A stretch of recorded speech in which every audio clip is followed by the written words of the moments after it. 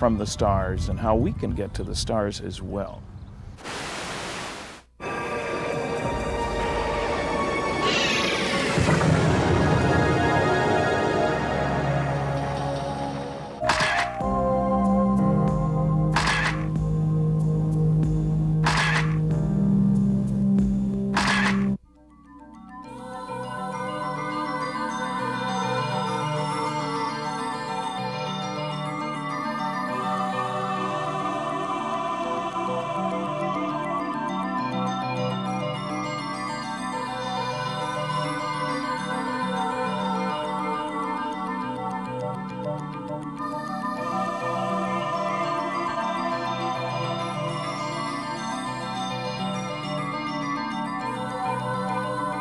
Air Force interest in this problem has been due to our feeling of an obligation to identify and analyze to the best of our ability anything in the air that may have the possibility of threat or menace to the United States. We can say that the recent sightings are in no way connected with any secret development by any agency of the United States.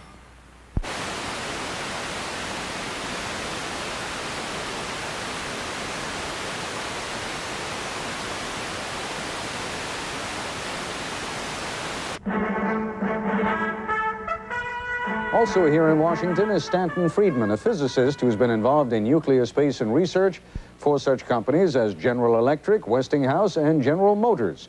He has studied and lectured on UFOs for almost 30 years and is in Washington this week taking part in the International Symposium of the Mutual UFO Network. Mr. Friedman, there are books, there are magazine articles, there are television interview programs which have very little time, such as this one. Give it your best shot. If you are seeking to convince the skeptical, what do you point to? I'm seeking to convince the healthy agnostics. The skeptics don't want to listen to the data and my findings. I point to the 2,400 plus landing trace cases, physical changes in the environment collected from 65 countries. I point to the 3,200 cases in Project Blue Book Special Report 14, 20% of which couldn't be explained and had all the characteristics we attribute to flying saucers. I point to the 3,500 pilot sightings collected by a NASA scientist on the West Coast.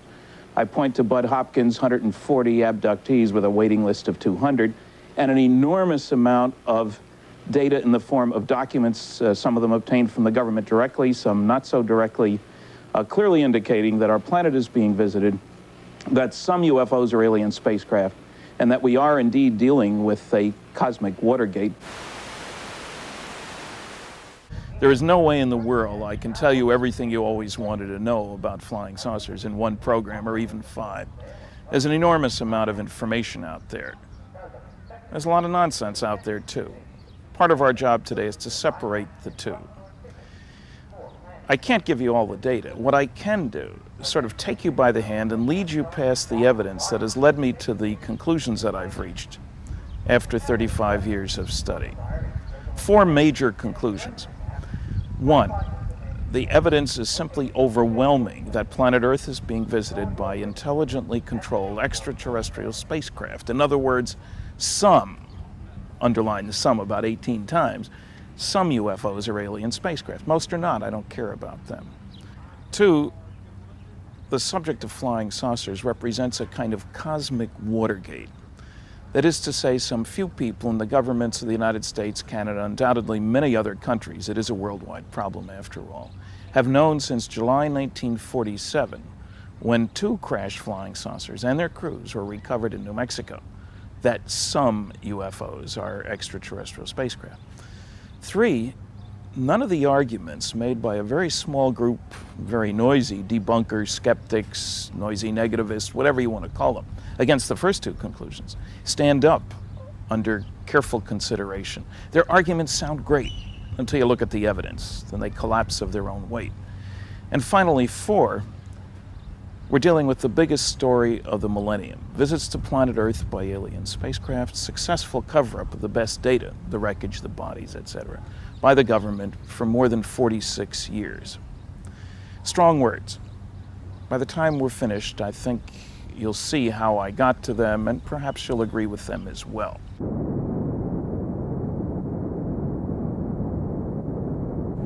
With today's modern technology, it's not too difficult to fake any kind of photographs. You know what computers can do, you see it on television all the time. But that isn't so true for pictures of flying saucers taken 20, 30, 40 years ago, even 10 years ago. There are a lot of pictures. I'm sure there are a lot more sitting in people's drawers at home in their cabinets waiting for the breakthrough to come when the government tells all. But we can look at a selection of these. There have been motion pictures. We're getting to the point where there are a lot of video cameras because lots of camcorders are around.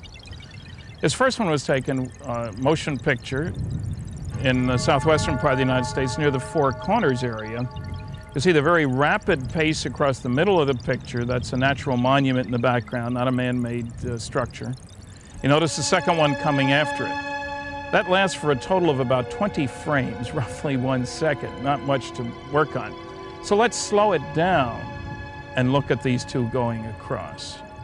Now, movie cameras are not ideal scientific instruments because the exposure time is pretty long, 30th of a second or so, compared to what you'd want for a scientific experiment. But it's an interesting piece of photography. There are a lot of decent stills around which have been analyzed by professional scientists. Here's one of two from McMinnville, Oregon, taken by a farmer, Paul Trent, not a sophisticated individual at all.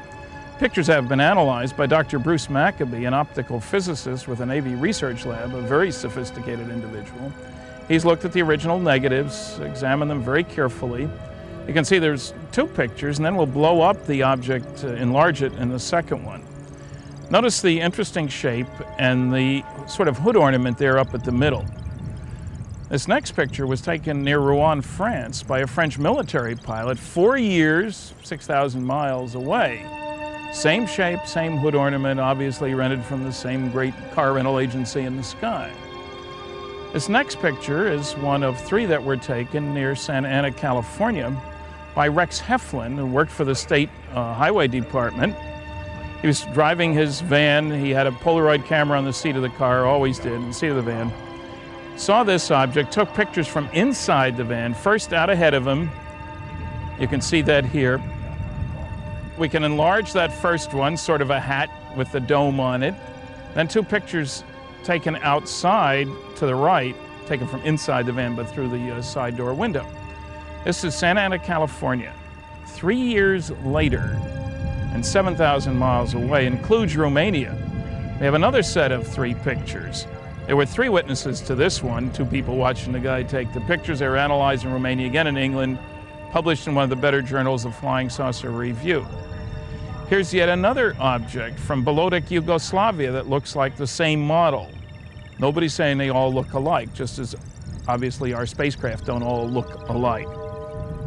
Here's another set of pictures, this time from Salt Lake City, Utah.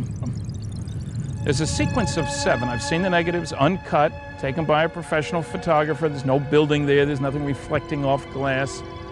You can follow the object as it moves from left to right across the sky. And yes, that's the Mormon Temple in Salt Lake City. And then we'll enlarge number 5, 1 through 7 there, you see. Enlarge number 5. And I think that region around the object is an ionized air plasma related to a magneto-aerodynamic propulsion system. The next picture is from Hawaii. The object's in the upper right-hand portion. You notice the palm trees and the hula girls. And here's a blow-up of that same frame. That's Hawaii. Here's one from Yungay, Peru. 2 objects in this one in the upper left-hand portion of the picture. And here's a sequence from Trindade, I'm told it's pronounced, 600 miles east of the coast of Brazil. The ship was there as part of the International Geophysical Year and had an official Brazilian Navy photographer on board. There'd been a sighting earlier in the week in that area. It was broad daylight. Suddenly everybody shouts, "Hey, there goes a flying saucer." Take a picture, in Portuguese, of course. Grabs his camera, takes the pictures, takes 6 of them. 4 of them show the object. As the object came in from the right at high speed, makes a sharp turn and takes off again, a Saturn-shaped object like the planet Saturn. The pictures were eventually released to the public by the president of Brazil, Juscelino Kubitschek. Here's the first one. This is at some distance now. Here's number 2. Here's number 3. And here's number 4. And this is the best of the batch. So we'll blow that one up and we'll enlarge it once again. And we're kind of back where we started. At least 50 different companies on this planet that could build things that look like that. But I know of none that back in the 50s could build things that look like that and fly like that. High speed, sharp turn, no noise, no visible external engines, no wings, no tail. If it wasn't built here on Earth, it was built someplace else. And it's time we did something about it. What I'm trying to do is to make you aware of the overwhelming evidence that some UFOs are extraterrestrial spacecraft. To remind you of something you already know, that is to say we all do have something in common on this planet. We're all Earthlings. And also to demonstrate that we're dealing with a cosmic Watergate. We've been able to explain them as hoaxes, as erroneously identified friendly aircraft, as meteorological or electronic phenomena, or as light aberrations. However, there have been a certain percentage of this volume of reports that have been made by credible observers of relatively incredible things. My first reaction was, Polaroid? It's got to be real. I mean, how do you fake a Polaroid? And that's what had me convinced to go ahead and put it in the paper right away.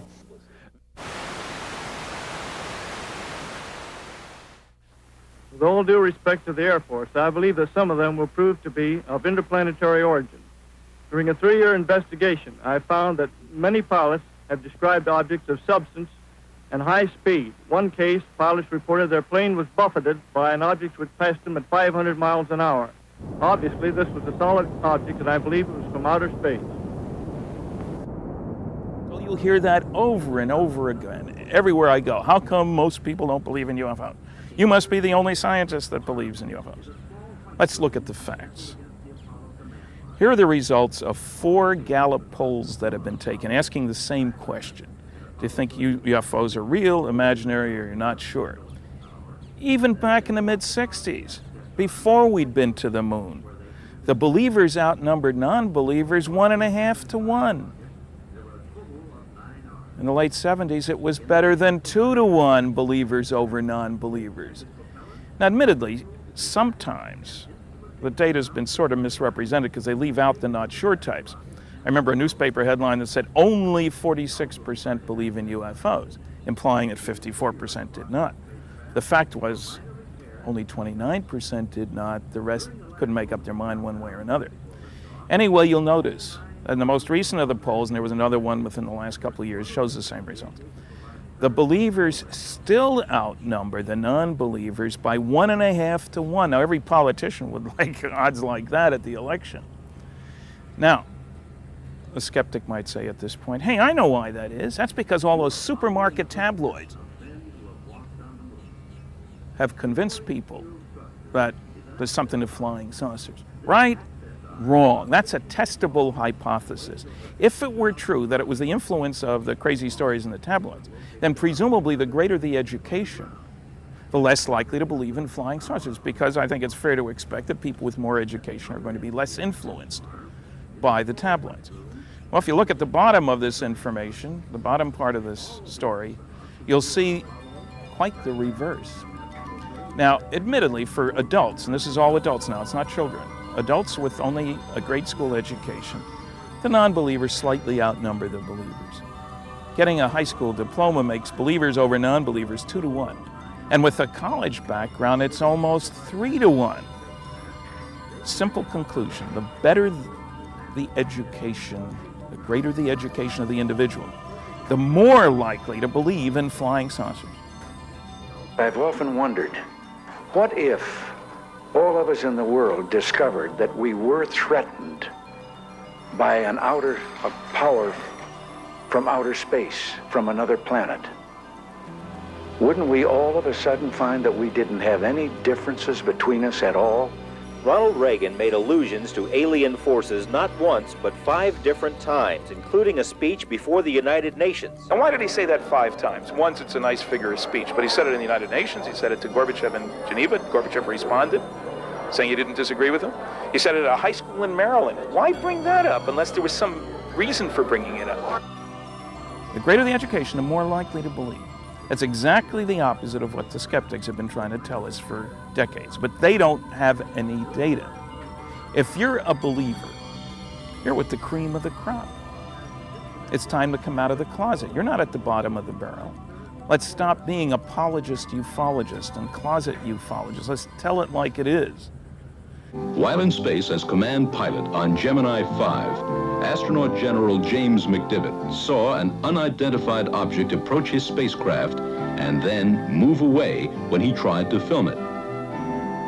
One astronaut who actually chased a UFO while a fighter pilot in Germany in 1951 is Colonel Gordon Cooper. One of the original 7 Mercury astronauts, Colonel Cooper sent this letter to the United Nations November 9th, 1978, to express his view on UFOs. I believe that these extraterrestrial vehicles and their crews are visiting this planet from other planets, which obviously are a little more technically advanced than we are here on Earth. Incidentally, a poll taken of engineers and scientists involved in research and development activities, twice no less, shows that 2/3 of those who expressed an opinion said they're real too. So you're in very good company. As a presidential candidate, Jimmy Carter vowed to completely open the government's UFO files because Carter said he had seen one himself. In 1977, there were hints in national magazines that disturbing revelations were about to be made by the president. They never were. And Carter didn't open the files. We wrote to ask him why, and were told Carter is too busy for any interviews. In the early days, the arguments were all along the lines, first of all, what people claim to have observed is obviously impossible, so they couldn't have observed it. Now, let's understand, that's backwards science. The observations are real, whether you understand them or not is beside the point. I mean, the sun has been fusioning, that's how it produces its energy, for 5 billion years. We figured out how it worked in 1937. Does anybody want to suggest because we didn't know how it worked that it wasn't working? That's nonsense. That's not science. Now, the list of its impossibles has shrunk as we've accomplished those objectives over the last 4 decades or so, many by work that's you can see here.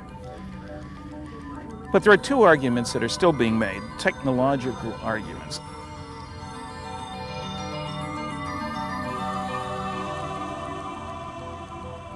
The first of the it's impossible arguments is that you can't get here from there. It's usually made in a much fancier way, and typically by astronomers for reasons which I don't understand. The argument goes like this.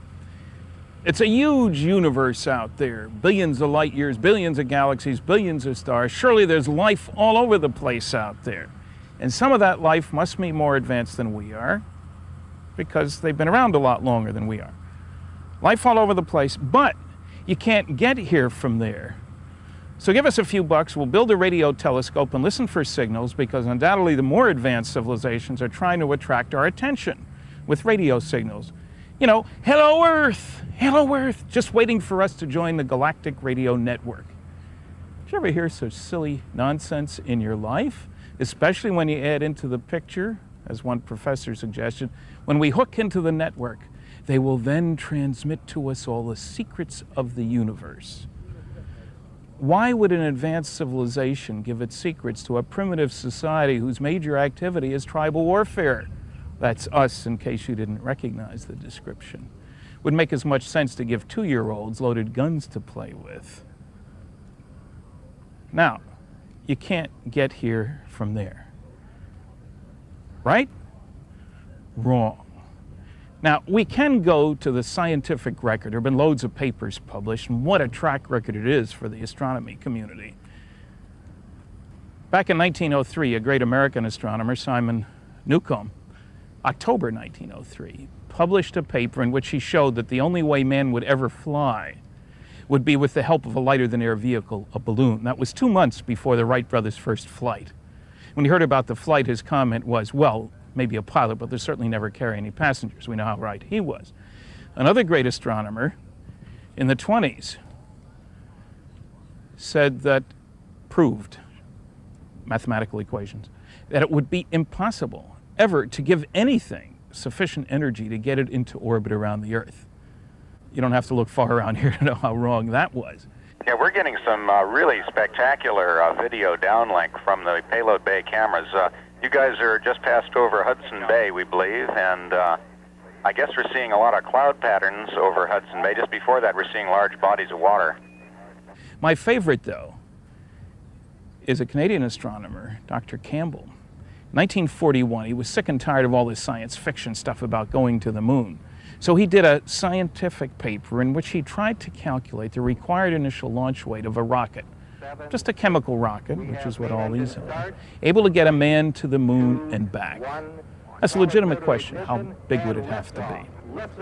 Pages of equations. Bottom line, the required initial launch weight of a chemical rocket able to get a man to the moon and back would be 1 million tons. Now, even for me, that's too big. But isn't it interesting that less than 30 years later, we got 3 guys to the moon and back, still with the chemical rocket, whose initial launch weight, one of the members of the Saturn family, like this one back here, the initial launch weight wasn't 1 million tons, it was 3,000 tons. He was off by a factor of 300 million. How could he be so far off? Because he made all the wrong assumptions.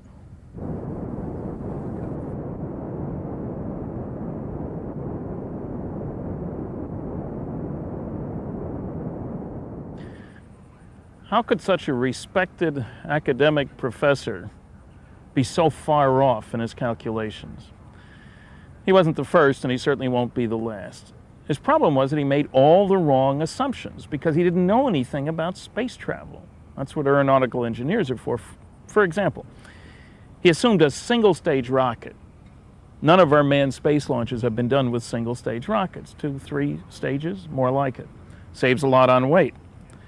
He assumed a limit of 1g acceleration for the rocket. Now, certainly we can all stand 1g, but the astronauts who get on these babies sometimes are subjected to 5, 6, or 7 Gs.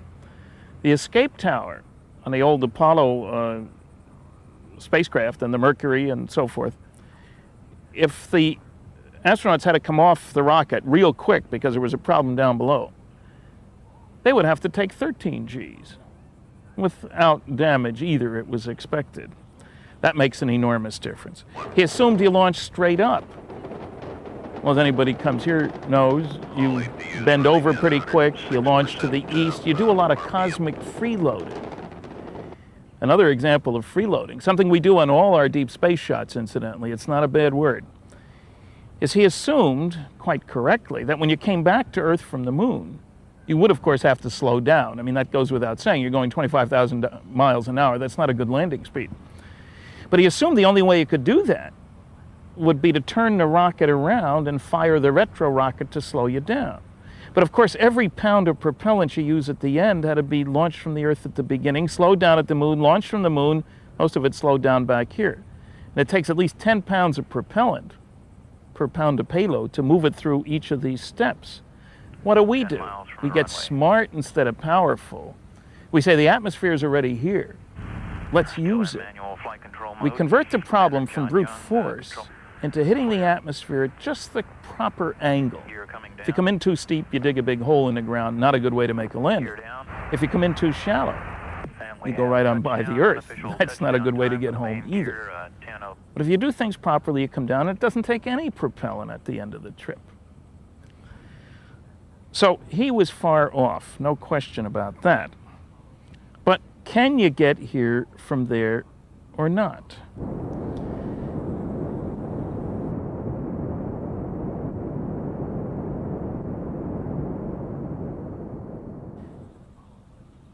There are loads of papers by aeronautics experts, astronautics experts, engineers, showing that trips to nearby stars, our local neighborhood again, within less than 50 light years, are feasible with round-trip times shorter than the average person's lifespan and without violating or even amending any of our most sacred laws of physics, and using staged fission or fusion propulsion systems, two different nuclear techniques, on both of which I have worked. I said staged again, you notice. Now, some people might think, uh-oh, here comes the science fiction. Got to have science fiction and flying saucers, right? Wrong. There really were nuclear rocket programs. I've worked on both fission and fusion. The NRX-A6 nuclear rocket reactor propulsion system, reactor's only about this big, had a power level of 1,100 megawatts, half the power of Grand Coulee Dam. I worked for Westinghouse on that one. That was preceded, incidentally, just to surprise you a little more, aircraft nuclear propulsion systems in the late 50s. We successfully operated jet engines on nuclear power. Nuclear ramjets in the mid-60s successfully operated nuclear power on the ground. Now, the fission program was the largest, and we had a whole bunch of different systems that we tested. Here's the Phoebus 2B. Los Alamos built these, a whole series of them. Very similar to the NRX-A6, a little larger, maybe this big. The most powerful one had a power level of 4,400 megawatts. That's twice the power of the old Grand Coulee Dam, this big. Now, this isn't Walt Disney now in a science fiction movie. This is reality.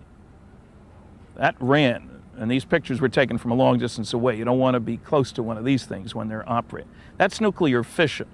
Yes, it's the same energy conversion process that's used in nuclear-powered submarines, aircraft carriers, cruisers. There's over 300 nuclear-powered ships out there.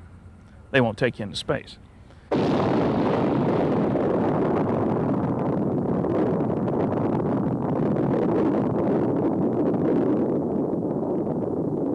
But really, I'm much more excited about nuclear fusion.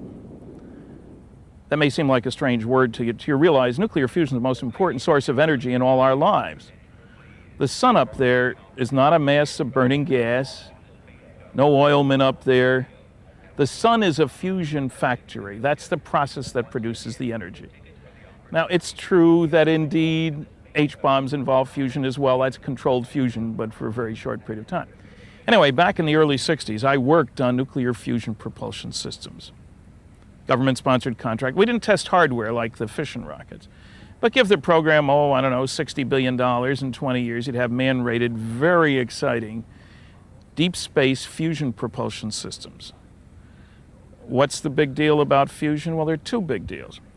One is if you use the right stuff in the right way, you can kick particles out the back end of a fusion rocket, only in space now, that have 10 million times as much energy per particle as they can get in one of these chemical rockets. On a miles per gallon basis, surely fusion is the way to go.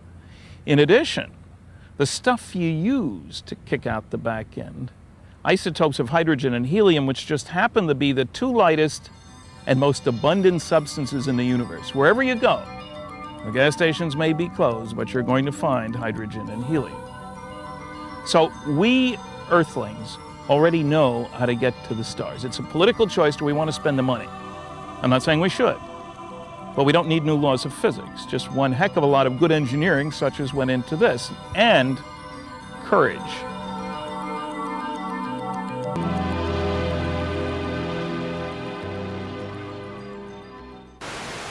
This home videotape was recorded during one of the trips to the Groom Mountains.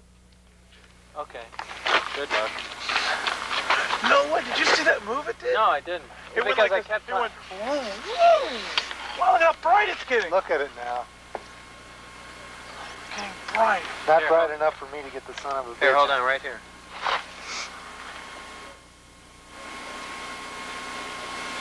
Are you there? No.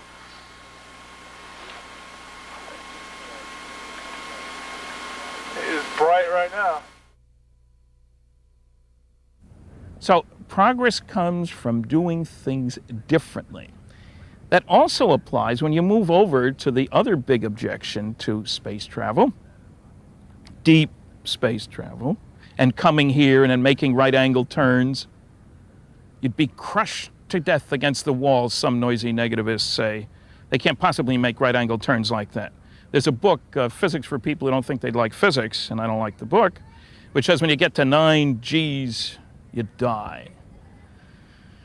Nonsense. NASA here has learned an awful lot about what kind of accelerations people can stand. They've done tests on centrifuges, rev them up. There's talk about courage, physical courage. Now 1 G is the acceleration of gravity here at the surface of the Earth. That's a change in speed of 21 miles per hour per second. So at 1 G, in other words, say you're in a very hot car. In 10 seconds at 1 G, you could get to 210 miles an hour. That's a pretty hot car. Okay, how much can people stand? Well, it depends on a lot of things. One of the things is the direction of the force on the body. You'll notice that when any of the astronauts go up, they're always on their back. Not like in an elevator. They're not standing up and the rocket goes up this way, but the force is back to front. Why is that? That's because they can stand a lot more acceleration back to front than foot to head. Well, how much can they stand? A trained pilot, this is measured data now, a trained pilot can handle 14 Gs for 2 minutes and perform a tracking task while being accelerated. Now, what does that mean? 14 Gs is an acceleration of just about 300 miles per hour per second. So if you were starting from rest and being kicked at 14 Gs, and it would certainly feel like it, at the end of 1 second, you're going 300 miles an hour. At the end of 10 seconds, you're going 3,000 miles an hour. And at the end of those 2 minutes, you're going 36,000 miles an hour, and you're long since out of sight and off the Earth. That's measured data, not theoretical, hypothetical, I wish we could, but we can't, so we won't kind of data. Now, in actuality, we can stand higher G loadings than that. The shorter the duration, the more the G loadings you can stand. For example, this is test data. You can stand 30 Gs for 1 second. What does that mean? That's 0 to 600 miles an hour in 1 second. It came up above the same mountain. It moved around. It did a step move. It actually went up in the air like this and hovered, then dropped way down. Then it just floated around and cruised around, and then it started coming up the mountain range. Now, when people report flying saucers, the time during which you go around the corner is very, very short. As a matter of fact, it appears that you could stand any acceleration as long as the duration is sufficiently short. I call it the hot potato syndrome. You're baking potatoes in the oven, it's time to take them off, out of the oven, put them on the table. You grab the potato, do you get burned or not? It depends on how long you hold on to the potato. Obviously, if you stay below some very short time, you're not going to get burned. When you go past that time, you're going to be hurt. Through the telescope, we had seen it was an elliptically shaped light. You know, that's about, because you can only get so close, even with a telescope, to a secure facility. Anyway, it came by up by us very rapidly. It glowed and glowed brighter like a sun, and we almost got the feeling it was going to explode. It glowed so bright, and we backed up behind the car. Then it went down. It glowed back up a little bit, and very softly glided back over back where the mountains where it came up, hovered for a while, and then just sat down, just like you see in the movies. Now, obvious question, of course. So how do you get such a high acceleration?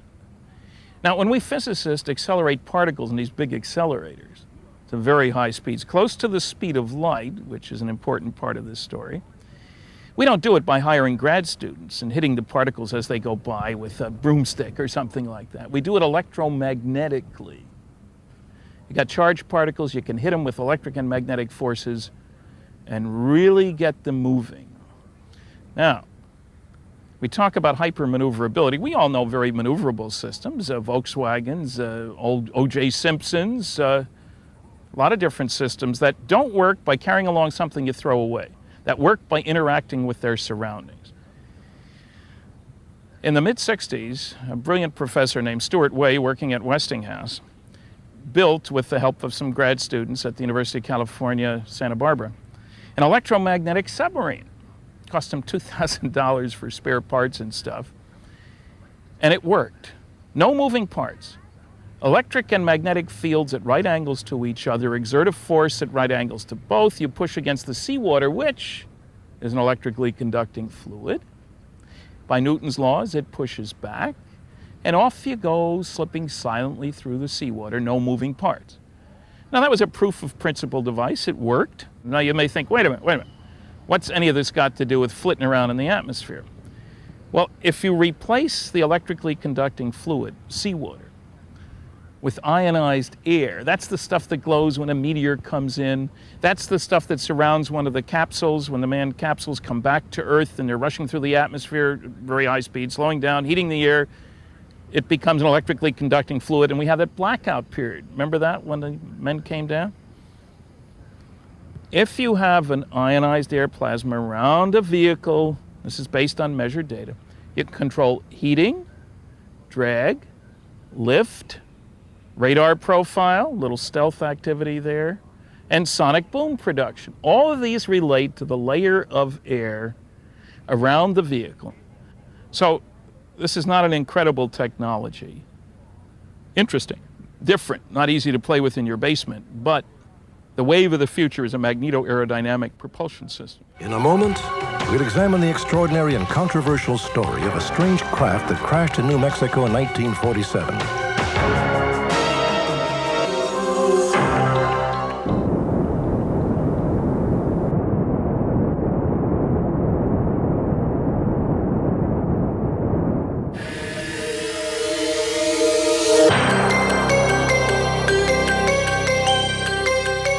This Air Force base here in Roswell, New Mexico, was the center of a controversy back in 1947 that over 40 years later still remains unsolved. Remnants of a mysterious craft were found on a remote ranch and allegedly stored here in Hangar 84.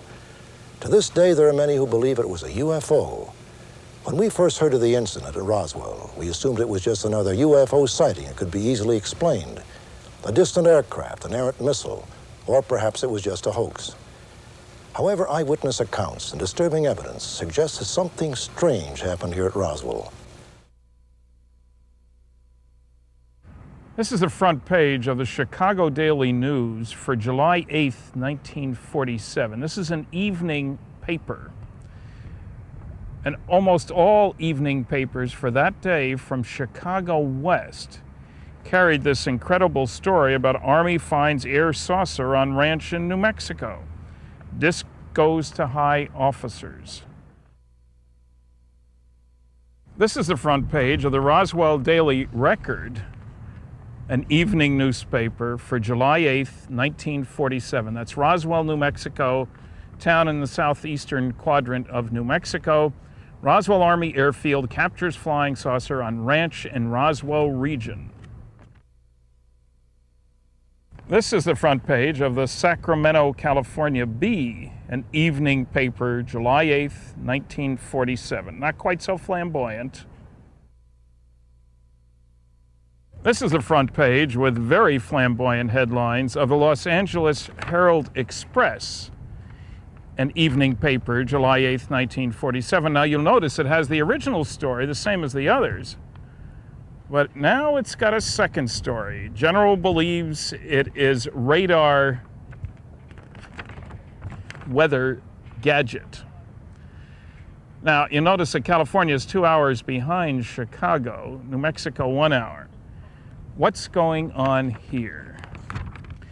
We need a context here. The first UFO sighting to get national attention occurred in the Pacific Northwest on June 24th, 1947, just 2 weeks earlier than these headlines.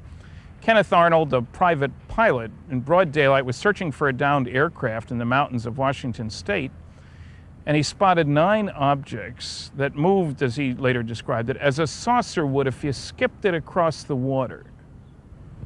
He reported it when he landed. The press picked up on it. He didn't say they looked like flying saucers, but the press coined the term flying saucer. UFO wasn't used until after 1950. Within the next 2 weeks, there were sightings in 40-some states and several other countries. And it was headline material.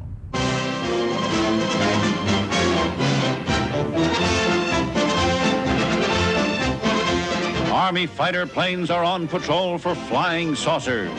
Cameras installed to photograph them. Portland, Oregon, the area from which came the first weird reports. This flying saucer patrol shows how the Air Forces, while not putting too much stock in the mysterious things in the sky, are investigating. The control tower is in touch happened and on the watch. apparently about July the 2nd or 3rd. A rancher named Mac Brazel, on a ranch out in the boondocks, 75 miles or so northwest of Roswell, 15 miles southeast of the little town of Corona, heard a tremendous explosion late one night. It was during the middle of an electrical storm. He didn't think it was thunder, though. The next morning, he's out checking on a water pump. This is a sheep ranch out in the boonies. It's pretty dry, and water's very important. And he comes across an area 3/4 of a mile long, a few hundred feet wide, strewn with pieces of strange wreckage. It was weird. There were pieces of a foil-like material, about the thickness of a foil on a pack of cigarettes. But you couldn't tear it, couldn't break through it. Later on, with a 16-pound sledgehammer, you couldn't break through it. Extraordinarily strong and extraordinarily light. There were some I-beam-shaped pieces, nothing bigger than about this long, about a half-inch high, about the weight of balsa wood, next to nothing. But you couldn't cut them, break them, burn them, and there were strange pastel symbols along the inside. According to my dad, there was a bad thunderstorm the night before. The next day he was out on the ranch and he found this debris. And he picked it all up in his pickup and was talking to people, and of course there was some talk about UFOs. He was going to Roswell, and as far as I know, he got in touch with the sheriff's department. They in turn called the Air Force. Brazel, a rancher, the ranch had no electricity. He hadn't heard all these stories about flying saucers. There was a neighbor's young son visiting there because he liked to ride horseback with Mac.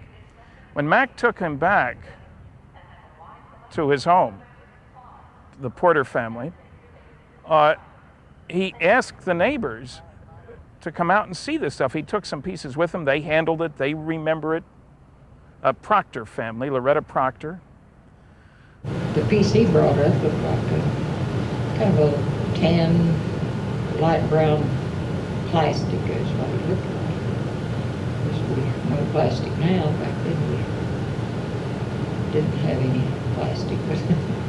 Finally, on July 6th, a Sunday, Mac decides to put some of the pieces of this junk in the back of his pickup truck and go into Roswell. He goes to the Sheriff Wilcox's office, tells the sheriff he's got this stuff. The sheriff looks at it, calls the base, the local Roswell Army airfield. I asked him, do you think this is true? And he said, I don't know why Brazel would have come all the way in here and brought that stuff if it hadn't been something important, and that it had to be something that he thought was that. It was a very special base. It was the home of the 509th Composite Bomb Group.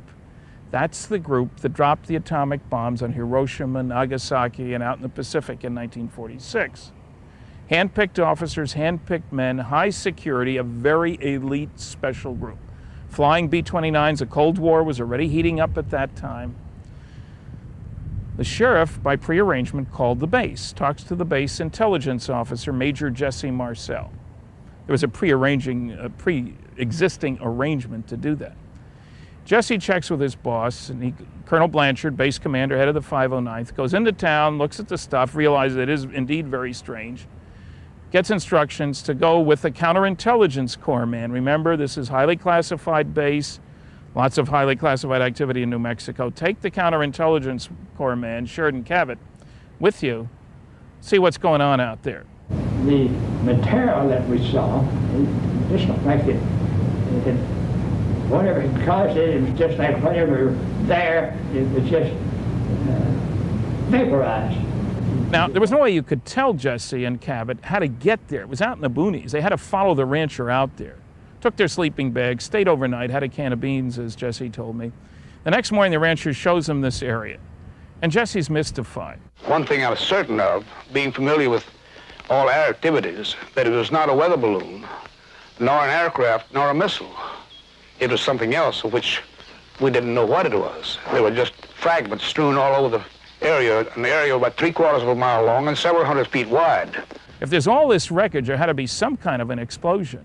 He can't find a crater, so it must have happened in midair. They load 2 vehicles, an Army carryall and a Buick, with as much of this stuff as they can fit in. And there was lots of it left behind. And they head back toward town. It's late now. Jesse stops at home, wakes his wife and 11-year-old son, brings in some of the pieces of stuff to the kitchen table. They try to fit the pieces together to get some idea of how big this thing must have been. There was black plastic type debris like bakelite, which was shattered. It was very brittle material. And then there were fragments of what appeared to be I-beams. And the son is important because he's now a medical doctor, Jesse Marcel Jr. He's a pilot, he's a flight surgeon, he served on military aircraft accident investigative teams, was himself shot down in Southeast Asia. He knows wreckage. He has never seen anything like it, including those strange symbols. Well, the most unusual part of this whole thing was what was on the I-beam, on the inner surface of the I-beam. Because as you look at it head on, there appeared to be a type of writing. Well, Jesse goes into the base the next morning, and Colonel Blanchard gives 2 orders. One is to Jesse, get one of the B-29 crews to take you and this stuff up to Wright Field in Ohio. It's now Wright-Patterson Air Force Base. All the base names changed when the Air Force became a separate body in September of '47, after this took place. Make a stop at our headquarters. The 509th was part of the 8th Air Force, which was part of the Strategic Air Command, then headquartered in Washington, in the Washington, D.C. area. 8th Air Force headquarters was in Fort Worth, Texas, and that's right on the way to Ohio. I was in that operations office, and Colonel Blanchard drove up and came in and asked, is the aircraft ready? And I and one other fellow there, who is now dead, said, yes, it's sitting right out front, ready to go. The second order he gave was to the base public information officer, a man named Walter Hout, to put out a press release announcing that they'd recovered the wreckage of one of these flying discs that people had been seeing for 2 weeks. Got the telephone call from Colonel Blanchard, and in essence he told me that he had in his possession a flying saucer or parts thereof. Gave me a little bit of idea where it came from, and ranch northwest of Roswell. Walter did that at about noon New Mexico time. He wrote the release on the commander's orders, took it to the 4 media outlets in town, 2 radio stations, 2 newspapers. One of them put it on the wire. It went out all over the world, and the phones didn't stop ringing in Roswell, at the sheriff's office, at the base, at the newspapers, at the radio stations. Calls from London, England, and all over the world. Meanwhile, Jesse's in a plane with some of the wreckage and a whole crew on the way to Fort Worth, Texas. Before they had even arrived there, then Colonel Thomas Jefferson Dubose, who was Chief of Staff to General Roger Ramey, head of the 8th Air Force, had already taken a call from Clements McMullen, the acting head of the Strategic Air Command in Washington, telling him in no uncertain terms, they knew each other, I want you to cover up that story, I don't care how you do it, I want you to send some of that wreckage up here with one of your Colonel Couriers.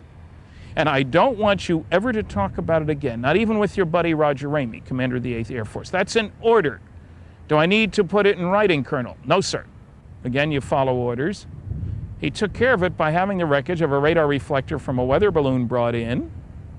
That's what it was. To his office, no less. Strange place to bring wreckage. The media guys are waiting because of the wire service story. And gentlemen, the general says, we made a terrible mistake. It's not a flying disc or flying saucer at all. It's just a radar reflector from a weather balloon. What are you going to do with the wreckage, General? Oh, throw it out. What else? Now, the cover story went out about 5 o'clock, July 8th, 1947, Texas time. That was too late for the Eastern papers and even the Chicago paper. But that's why the Los Angeles paper has the original story and the cover story. And the next morning's papers all said, Ramey empties Roswell saucer. And that's where the story lay until I got involved in 1978.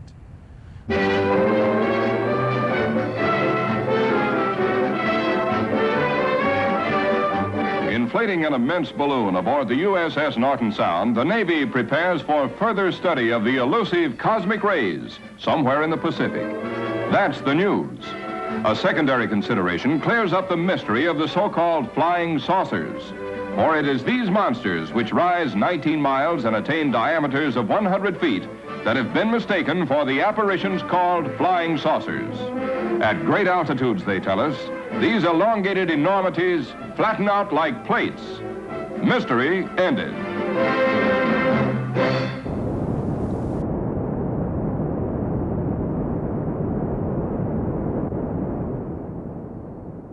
Some people said, why did they come running to you with their story, Major Marcel? He didn't. I was at a television station, and the station manager, we were waiting for a third reporter to interview me. I was going to be speaking at Louisiana State University, Baton Rouge, Louisiana. And out of the blue, the station manager says, you know, the guy you got to talk to is Jesse Marcel. And I say, who's he? He says, oh, we're old ham radio operators, we're buddies, and he handled pieces of the wreckage of one of these things when he was in the service. Well, that got my attention. I said, well, do you know anything about it? He says, lives over in Houma, Louisiana, which wasn't too far, although I didn't know where it was at the time. I've since been there. I called Jesse the next day, got his story, didn't remember the date. It sounded pretty straight. Not long thereafter, I got another story. I was at Bemidji, Minnesota, about another story about a crash saucer. A couple asked me if I'd heard about a crash saucer in New Mexico. I said, well, I have heard stories. Tell me more. Well, their friend Barney Barnett, a Soil Conservation Service engineer, ultra respectable, living in the town of Socorro, New Mexico, told them quietly, very good friends, that a saucer, he'd found an almost intact saucer stuck in the ground in New Mexico with bodies alongside it. They didn't have the date either. We had a third story, a colleague of mine, about an English actor driving across the country when he was in New Mexico, heard the radio broadcast about this story. When he got to the East Coast, thought it'd be a big deal. Nothing. That gave us the date, early July 1947. A colleague, William Moore, went to the University of Minnesota libraries, dug out newspapers. There were the stories. The stories, many of them were inaccurate, but they had names, they had information. They gave us a check on Jesse Marcel. Everything he said was true. It gave us the name of Walter Howard. It gave us the name of Colonel Blanchard and a whole bunch of other names. We followed up on those stories. The Barney Barnett story, we found his niece, we found neighbors, we found his boss. That story took place west of Socorro, which is about 160 miles west of the Corona site. And that left us puzzled. If there are bodies over there, why weren't there bodies here? Were there two vehicles? Was there one vehicle that had broken apart? It was a mystery. By 1985, we talked to 90 people, and we still hadn't resolved were there two crashes, one crash that broke up, or whatever. But then, after Unsolved Mysteries did their show on crash saucers, I instigated it, helped out, found a number of the people. I also was able to find and talk to Glenn Dennis, a mortician in Roswell at the Ballard Funeral Home, which handled the base's business. And he told me a story he'd never told anybody else. Glenn told the story that he got several calls in early July from the base mortuary officer. What should they do? What would he advise? What was the smallest body bags that they had there?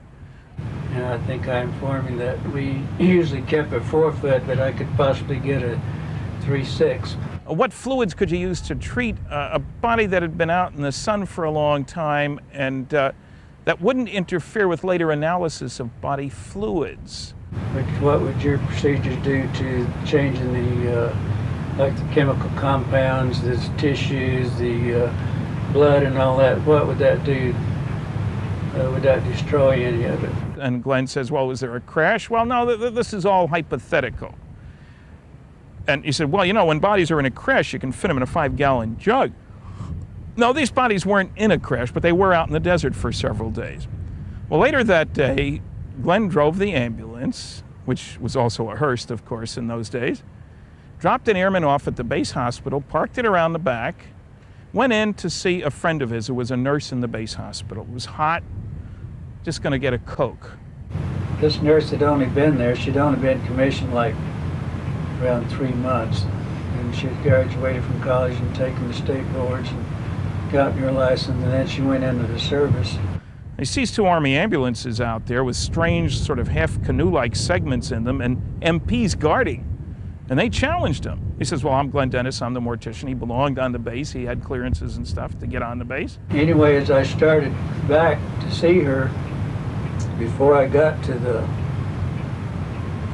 back to the lounge, there was some examining rooms on each side of the hall. And she came out of one of the examining rooms and coming across the hallway. And I noticed she had I don't know, it was a handkerchief, a piece of gauze wad over her mouth. And then she saw me and she said, what are you doing here and how did you get in here? She said, my gosh, get out of here as soon as possible. She said, you're going to get in a lot of trouble. Which is a strange way to be greeted. And there's a military guy there who shrieks at him, get that SOB out of here. Who is he? Nobody likes being called an SOB, and he did use the words. And he's confused about what's going on here. And this guy's yelling some more, get him out of here. And then Glenn said the wrong thing. Has there been a crash? Don't you go telling any stories about a crash. This guy's lambasting him verbally. And Glenn says, you can't do anything to me. I'm a civilian. Now, there's a black sergeant there. There's a red-headed, nasty officer, but I didn't know it when Glenn first told the story. And the sergeant says, we use guys like you for dog food. Glenn gets mad and says, we use guys like you for coyote bait. Great dialogue, but there's a reason for telling you that. Anyway, he gets literally escorted out, MPs on each side, taking him out to his hearse, follow him back to the funeral home. He gets a call later from the officer, don't you ever say anything, and he still doesn't know what's going on. He said, you did not see anything, there was no crash here. You don't go into town and making any rumors that you saw anything, that there was any crashes. The next morning, he leaves word for the nurse, and she calls him back, and they meet at the officers' club, and she's very upset. She had been going to get some supplies, and in the room she goes into, there are a couple of doctors autopsying 3 strange bodies there, and the stench was terrible. She said, the doctor said, hey, this isn't anything we've ever seen before in our life, and there's no textbook that's ever covered this, you know. She saw the bodies, but she wanted to get out of there. And they said, oh, you can't leave. Well, I've got chores to do. Oh, no, you've got to help us. And she's taking notes while they're dictating, and this terrible smell. I said it was the most gruesome, most horrible sight that she'd ever seen in her life. The smell was almost devastating. She said, I was never so horrified in my life. And she said, I don't know if I'll ever sleep again or anything else. She said, I've never seen anything so gruesome. She drew for Glenn what the bodies looked like. The upper arm was longer than the lower arm. Big heads, small bodies, big eyes, practically no nose, mouth, ears.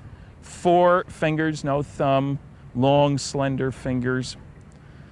She drew that for him, and he had to promise her he'd never talk about it. She drew me a diagram of the head.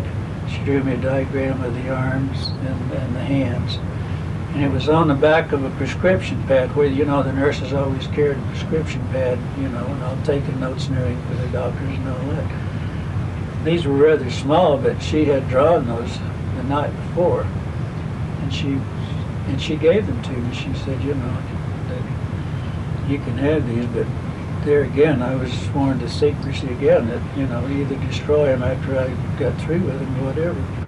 Glenn's testimony then opened up the notion that there were 2 vehicles that crashed.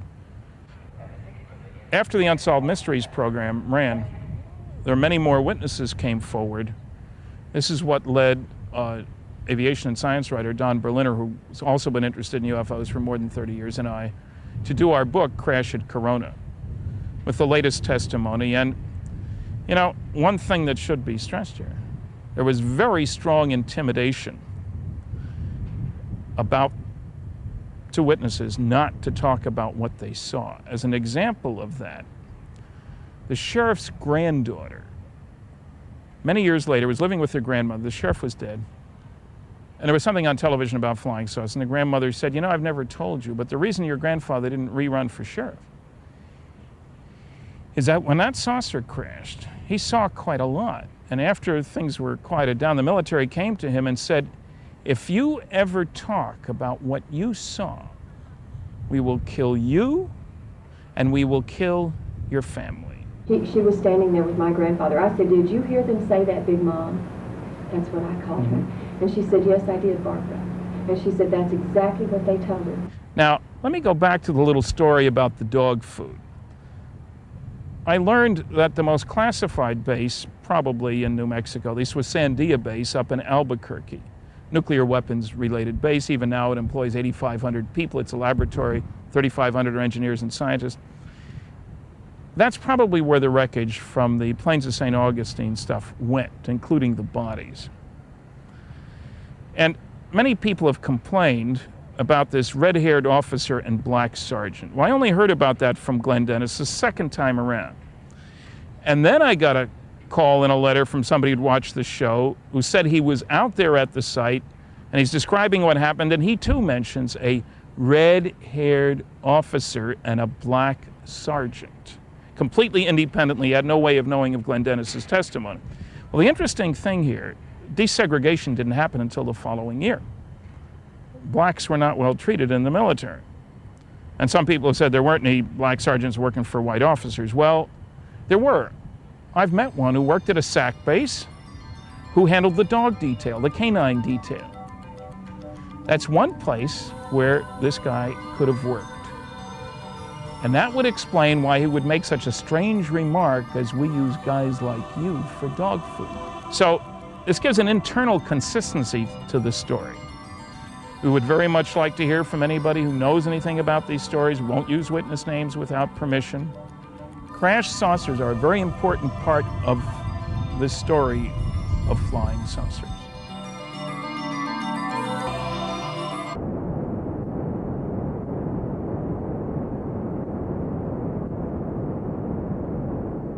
The evidence is overwhelming that responsible, respectable earthlings, people whose testimony you'd like on your side in a court of law, have indeed on many occasions observed not only saucers sitting on or near the ground, but saucers accompanied by critters, creatures, little guys, whatever you want to call them.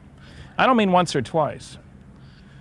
There's a guy in Missouri named Ted Phillips who over the last couple of decades has collected more than 4,400 physical trace cases from 65 countries. These are cases where the saucer is seen on or near the ground, and after it leaves, one finds physical changes, the equivalent of burn circles, burn rings, Landiger marks, swirled vegetation. I don't mean these crop circles, that's a whole other business. Directly associated with the presence of a real craft. And frankly, after you read your first 200 cases, it's dull. The same thing keeps happening all over the world. In 24% of those cases, over 1,000, reports are made of creatures associated with the craft. There's a humanoid study group of the Mutual UFO Network, the world's largest respectable UFO group. And they've collected more than 3,000 reports of humanoids. Abduction researchers, and I know a number of professionals who cumulatively have examined well over 1,000 abduction cases. Some of them involving several people at the same time, some of them involving the same people abducted repeatedly over a period of many years.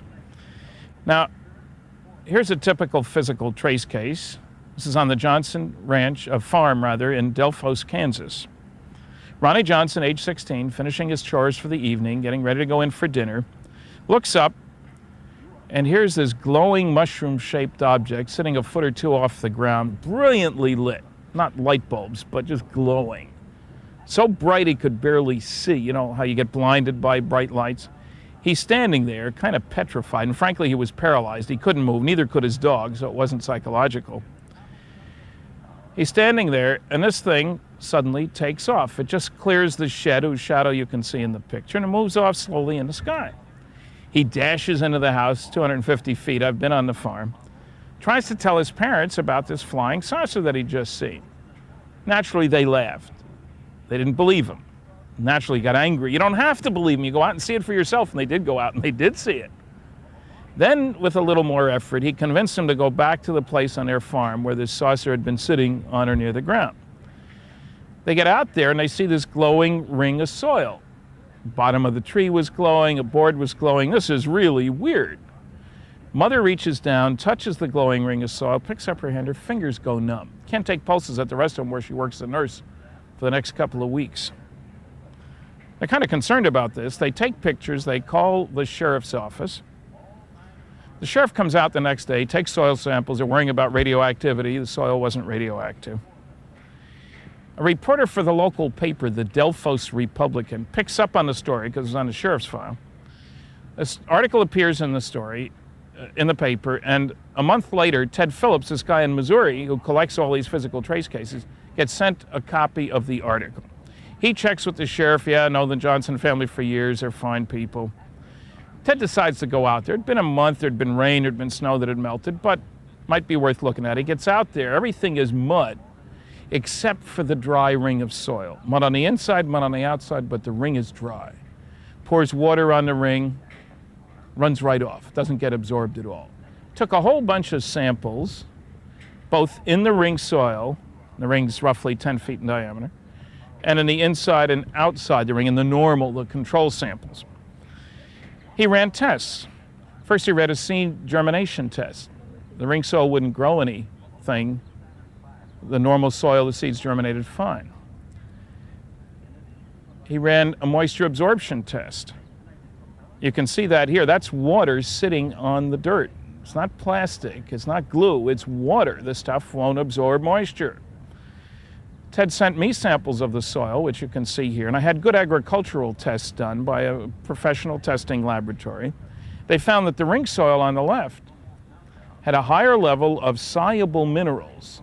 These are the things that affect plant growth than the normal soil on the right. They're obviously different in color and texture. That doesn't mean the aliens dumped their garbage here. It probably means that normal soil like that on the right was intensely irradiated with something like microwaves, like cooking a turkey in a microwave oven. It'll penetrate through 14 inches of soil. That's how far down it was dry in this ring. Convert some of the insolubles to solubles. It's a whole new direction for ufological research. A NASA manager has said that they would test any lab specimens that were required for testing about UFOs. He still hasn't agreed to test any soil samples. We're working on it.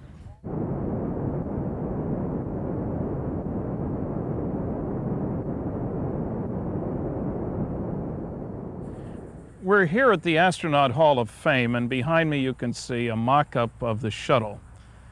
That's the leading edge of today's manned spaceflight technology. It's unclassified. But many people seem not to be aware of how much technology has been developed under security. I spent 14 years of my life working on classified advanced research and development programs. They touch every aspect of advanced technology. And not only are there classified programs whose existence is known but whose details are classified, but they're also what are known as black programs, black budget items. These are items that are funded somehow without congressional oversight. How big are these programs? A Pulitzer Prize-winning author named Tim Weiner has written an exciting, extremely well-documented book, Blank Check, the Pentagon's Black Budget. He makes a convincing case that the annual black budget, not under congressional control, has been running about $35 billion. About half for technology, stealth fighters, stealth aircraft, and Lord knows what else, and about half for intelligence. And certainly the intelligence community is involved with flying saucers. That's been true from the beginning. Let me give you some demonstrations of that. A group of us called Citizens Against UFO Secrecy, back in the late 70s, went after the CIA, everybody's favorite target, of course. We want all your UFO information. They said, we don't have any UFO information. You do too. We do not. We appeal. They deny. We go to court. There's a procedure under Freedom of Information. The judge asked that they do a search. They did a very limited search. They suddenly found 900 pages of material. Not terribly exciting, none of it above secret. I've been to 15 different government archives. Loads of top secret stuff has been declassified. Lots hasn't as well. Anyway, more important than the 900 pages of information was a list of 57 documents which they found dealing with UFOs, but that came from other agencies, and so they couldn't release them. Everybody and his brother was collecting data about flying saucers. The CIA, of course, was, but the OSI, the DIA, the ONI, FBI, Department of State. Most interesting were 18 documents from the National Security Agency. Now, they only give dates. We don't know what's in the documents.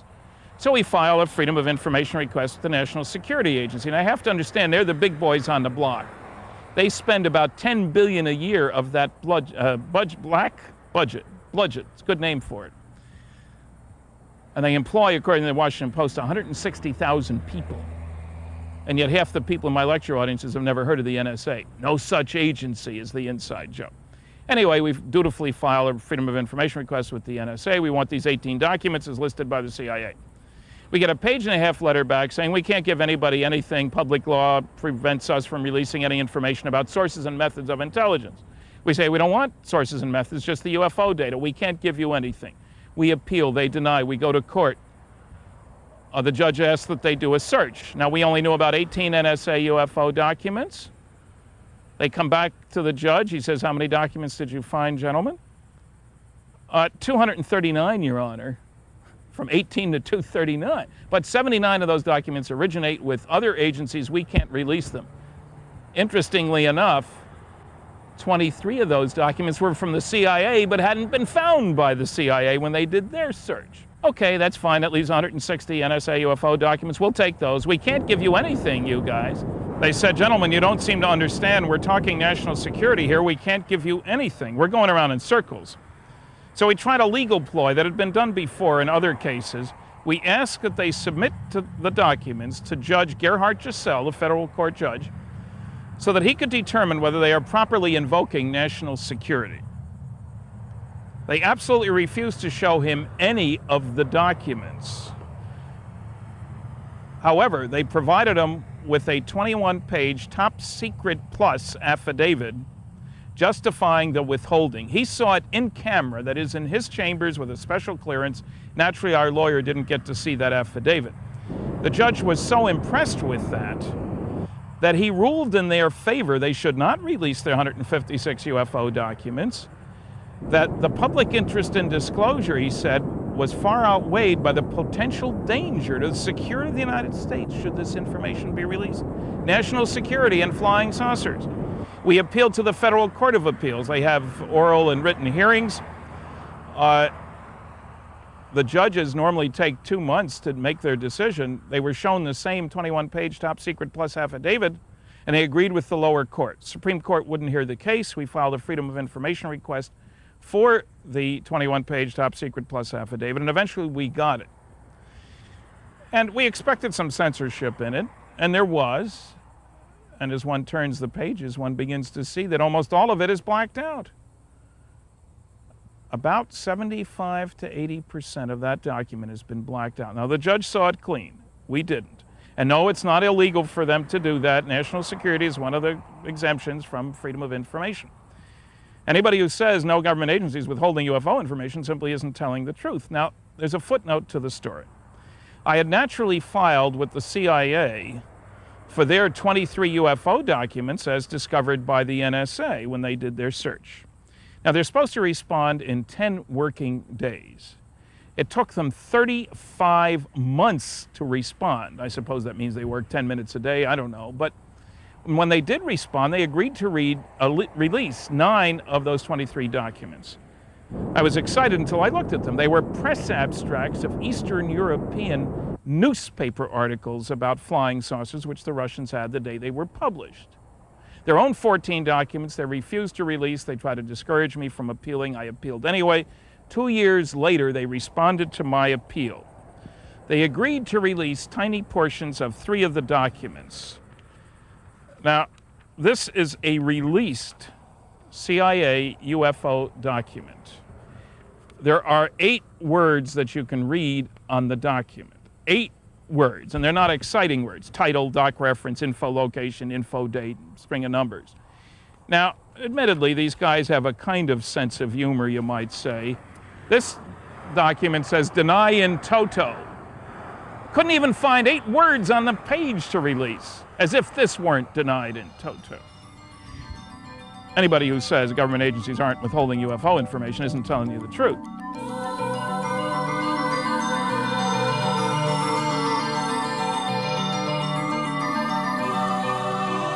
There's no doubt in your mind, I gather, that the balloon story was a cover story. Absolutely none. We knew that it was a cover story, and if, whose idea it was, I haven't the vaguest idea, but we used that in order to assuage the curiosity of the press. Colonel Blanchard, in order to get out of their way, had backed into the doorway of the ops office, and I stepped up to him and I said, Colonel, turn sideways, I want to see too. Maybe if I hadn't said that to him, made it obvious that I was there, I would not have been shipped out 2 weeks later.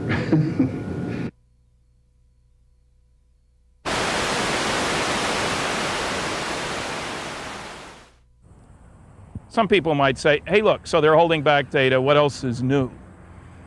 Everybody knows the government hasn't told us all it knows. If it can have a black budget of 34 billion, 35, 36 billion, does it matter? I think it matters a great deal. The best hope I see for a decent future for this planet is an earthling orientation, as opposed to the nationalistic ones, which we all pick up early on and keep the rest of our lives. The easiest way to get an earthling orientation is to recognize that to aliens coming here, we are all earthlings. The differences don't matter, I would expect, to them. So the reason I think this matters is, as a nuclear physicist very much concerned about the proliferation of nuclear weapons, is that we need to move in the direction of the earthling orientation. It's time the government put some of the data out on the table. Now, some people might ask, well, why would the government hold back this information if they had it? Are they afraid of panic, a la Orson Welles in the radio broadcast back in the 30s? Let me give you 5 quick reasons for government cover-ups. 1, you want to figure out how the darn things work. You've got records, you set up your secret project. Rule number 1 for security is you can't tell your friends without telling your neighbors. They watch television, they listen to the radio, read the newspapers. Second problem, what if the other guy figures out how they work before you do? How do you defend against them? You don't want them to know, you know, they know. The third problem is the big one, the political problem. If there were to be an announcement tomorrow by highly trusted individuals saying, indeed, some UFOs are alien spacecraft, what would happen? I think church attendance would go up, mental hospital admissions would go up, stock market would go down, but I think the biggest thing that would happen is an immediate push on the part of the younger generation, never alive when there wasn't a space program, for a whole new view of ourselves, indeed as Earthlings, instead of Americans, Chinese, Russian, Cuban, whatever. And there's the rub. I know of no government on this planet that wants its citizens to owe their primary allegiance to the planet instead of that individual government. Nationalism is the only game in town. Just look around. Fourth reason, certain religious groups have said this is all the work of the devil. There are no other living beings out there anywhere.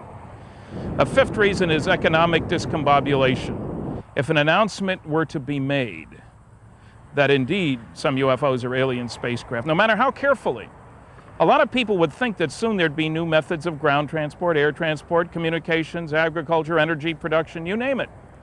What does that do to the stock market? Who are the winners? Who are the losers? It's a tough transition. Just look at Eastern Europe right now. They've got freedom, they've had elections, they don't have bread, they do have inflation. We don't know how to make that transition very well. Okay, now, what are my goals about all this stuff? Very simple. I've got a 16-year-old daughter. I'd like to see her generation act in such a fashion that we could qualify for admission to the cosmic kindergarten. If we can't do that, maybe the cosmic preschool. I think it's the best hope for a decent future for the planet. I have a 6-year-old grandson. I hope his generation behaves in such a fashion that we create a planet that is indeed suitable for intelligent life. I don't think we've done a very good job so far. If you have information for me, you know anything about crash saucers, government cover-up, and you don't want your name used, that's okay. Please contact me.